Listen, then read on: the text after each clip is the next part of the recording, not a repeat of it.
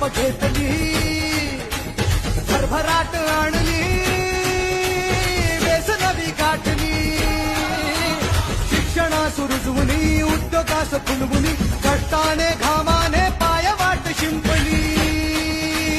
आता ध्येय गाठायचं हाय, थांबायचं नाही, अर्ध्यात मतदार राजा. सरकार पुन्हा आणायचं हाय, सांगायचं हाय, अवघा महाराष्ट्र माझा. एक एक जण तनमन धन विसरून झुंजायाला.